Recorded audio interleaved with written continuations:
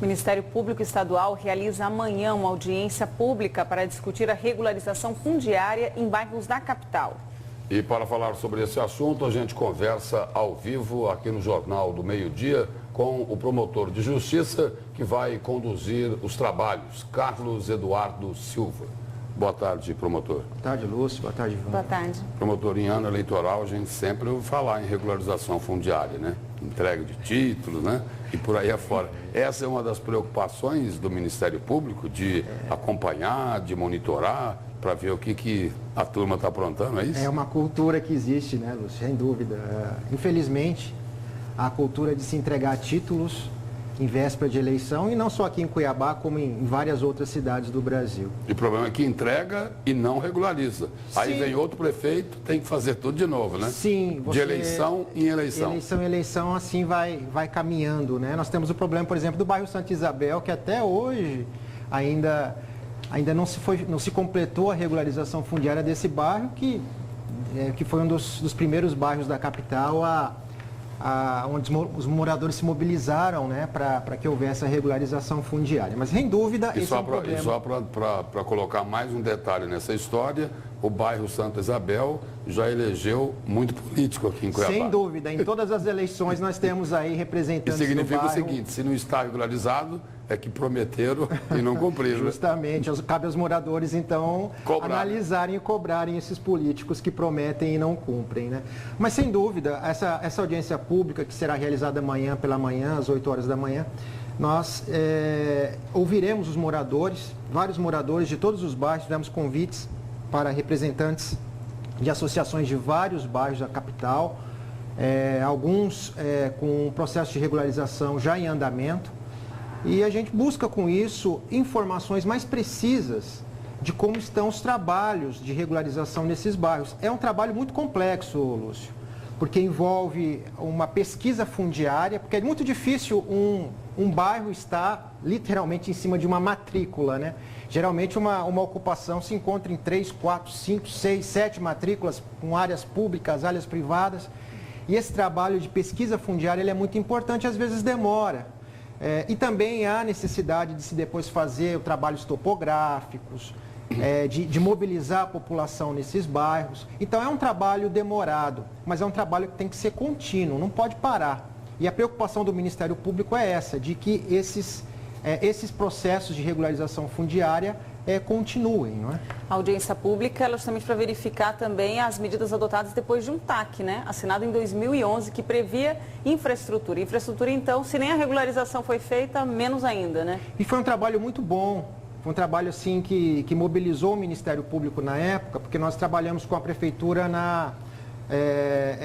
no orçamento participativo, na construção do orçamento participativo na época, e os moradores dos bairros que colocaram a regularização fundiária como necessidade primordial foram justamente os que estão contemplados nesse TAC. São 24 bairros contemplados e esses moradores todos estarão lá presentes para nos trazer informações sobre esse processo. Há também de se destacar, Ivana, que em Cuiabá nós temos metade dos bairros não regularizados.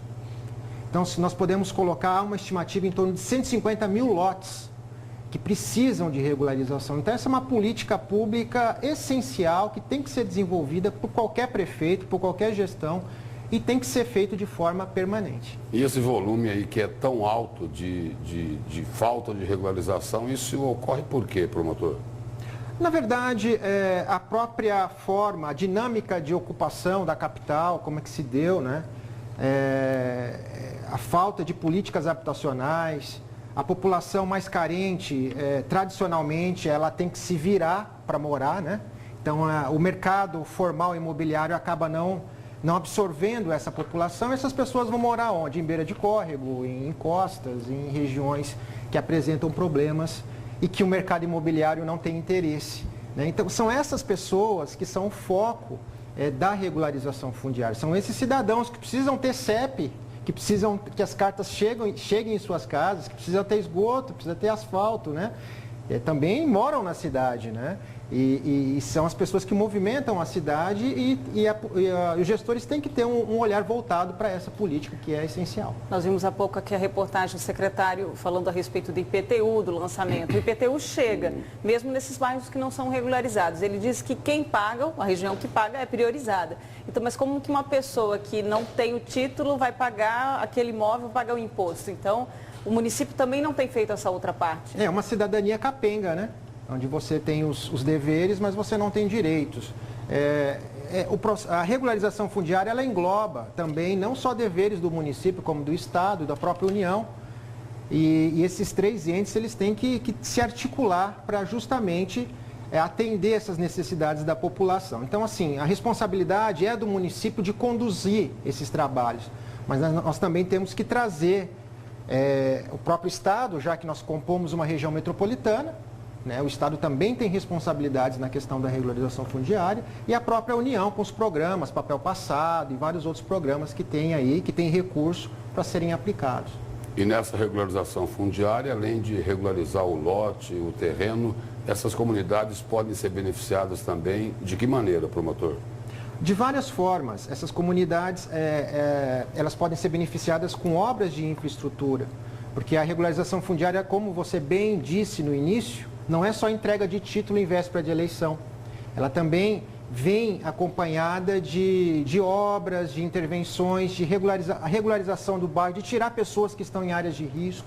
E como a Evânia colocou aqui, a prefeitura, para realizar a obra lá no município, que no bairro que a comunidade precisa, ela argumenta o seguinte, não vamos fazer porque não está regularizado, mas cobra o IPTU. Isso é muito comum acontecer. Nós recebemos direto moradores que fazem essa reclamação, né?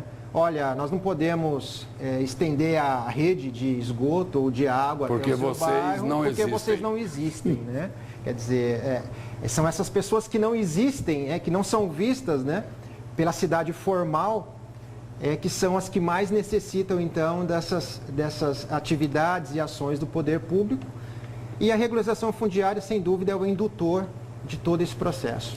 O senhor explicou que que esse processo vai ser longo, que tem que ser contínuo, mas depois dessa audiência, qual seria o próximo passo? Se o município não tiver feito nada do que foi acordado no TAC, ele pode ser punido? Pode acontecer alguma coisa? Sim, sem dúvida. Há já ações iniciadas, alguns bairros que já estão com um trabalho mais à frente, né, de regularização fundiária, outros não.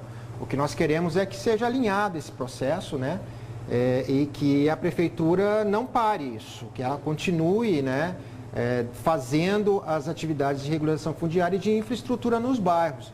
Nosso problema é que nós temos, às vezes, programas muito dissociados, né? Você tem antigo Poeira Zero, mas aí não tem o esgoto junto.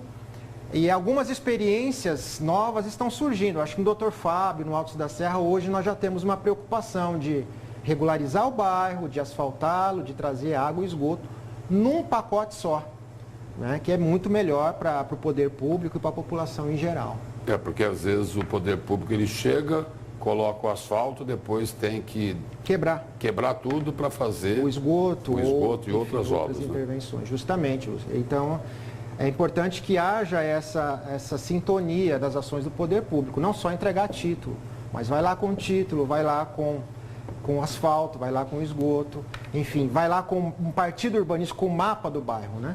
Além desses 24 bairros que já estão nessa audiência, existe a possibilidade de ampliação, já que metade da capital não tem essa regularização? Sim, sem dúvida. Nós vamos receber todas as reclamações dos moradores de vários bairros da capital, não só desses que na época foram contemplados, e a gente vai, na medida do possível, tentar acompanhar ou iniciar, junto com a prefeitura, trabalhos, né, de regularização fundiária nesses bairros também.